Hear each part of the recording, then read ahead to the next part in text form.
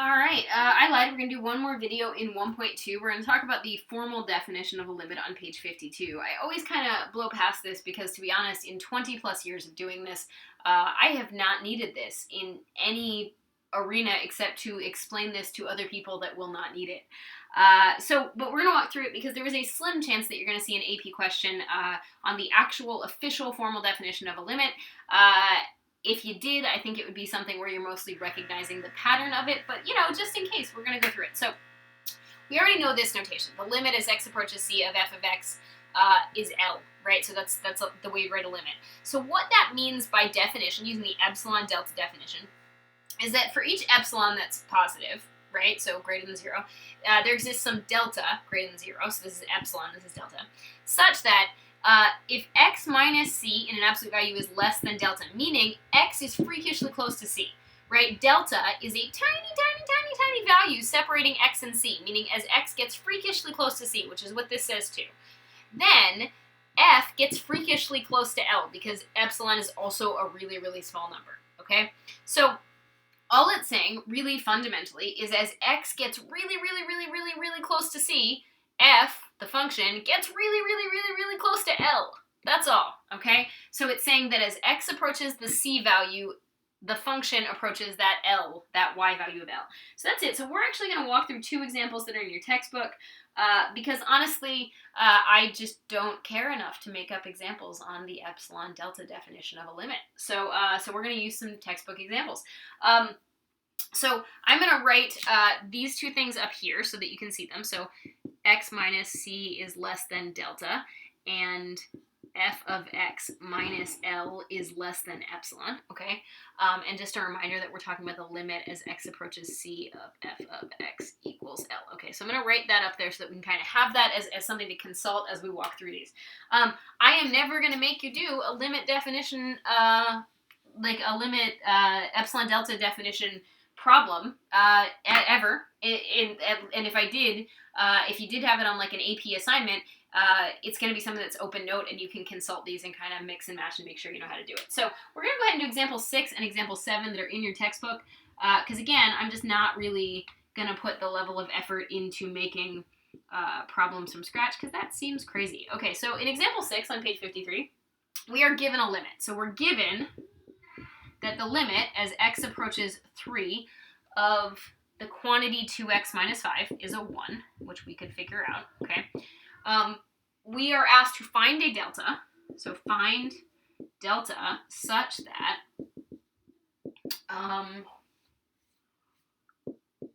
two x minus 5 minus 1 is less than 0.01 for x minus 3 is less than my delta. Okay, so here's the thing. This is mostly pattern recognition, okay? We know that this is my function, right? My f of x, right? That this is the limit L, right? So this is my f of x. So this is that f of x minus L, which means this is my epsilon, right? We know this is my x and this is my c, right? C was the 3. So really, what they're asking us to do is they're asking us to find this delta, right? So when we do this, the trick here is to take this and make it look like some version of x minus 3. So if I clean this up a little, I get a 2x minus 6 inside my absolute value, right? So I could factor out a 2 and have an x minus 3, right? So if you factor a 2, a positive 2 out of an absolute value, it doesn't change the absolute value, right? Because it's positive 2 coming out. So I get x minus 3 is less than 0.01 divided by 2, which is 0.005, right? And that is this exact pattern. My delta is 0.005. So these ridiculous problems that I've never cared for since I was a student in calculus in 1997 or whatever it was, the trick really fundamentally boils down to the fact that if you simplify this f of x minus L, you're going to get some multiple of this x minus c. And that's pretty much it. So let's walk through another example. We'll walk through example 7. also on page 53. So example 7 on page 53, and again I'm stealing these from the textbook because I'm a lazy bum, tells us, using the Epsilon-Delta definition, prove that, so it asks us to use the Epsilon-Delta definition to prove, which is no fun, that the limit as x approaches 2 of 3x minus 2 is a 4. Now, here's the reason that I'm saying that you're going to hate this and it's frustrating, right, in general, and you're not going to use it. If I wanted to see that this limit was 4, what we're going to talk about in 1.3, which is your next video, is that the first thing you do is try plugging in x is 2. Well, you'd get 6 minus 2, which is totally a 4. The limit is definitely a 4. But when you're asked to prove it using this, you just kind of hate it, and it's awful. Basically, what we want to do is we want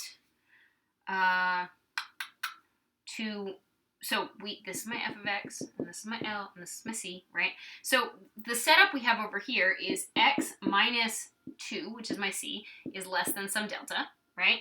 And my function, which is 3x minus 2 minus L, which would be minus 4, is less than some epsilon, right? Now, if we clean this up the same way I said in the last example, that most of the time it's about making this look like this. So this is actually a 3x minus 6, right? Which means you could factor a 3 out and have that x minus 2, right? So you end up getting this absolute value of x is less than epsilon over 3. And remember that essentially the definition of a derivative was that for any value that you have of epsilon, right, there is a delta that exists such that this is also true, right? So sure enough, it turns out that that delta that exists would be epsilon over 3, which is true, right? So essentially, that's what I'm asked to prove, right? I'm asked to prove that there is an epsilon that exists that yields a delta such that this is also true, okay? And so, again, really what these epsilon delta definitions boil down to doing is adjusting this f of x minus c, or sorry, f of x minus L rather, so that it looks like this x minus c or some multiple of this x minus c. I'm not going to make you do any of these. I don't want you to stress about them too much, but I just want you to be aware that this is a thing that exists. I want you to understand that this is epsilon and this is delta, and that if you hear formal definition of a limit or epsilon delta definition of a limit, you don't have a massive panic attack. It's not going to be a big part of your calculus education, but it is sort of one of the foundational things that we don't use often, but that everything else is built upon.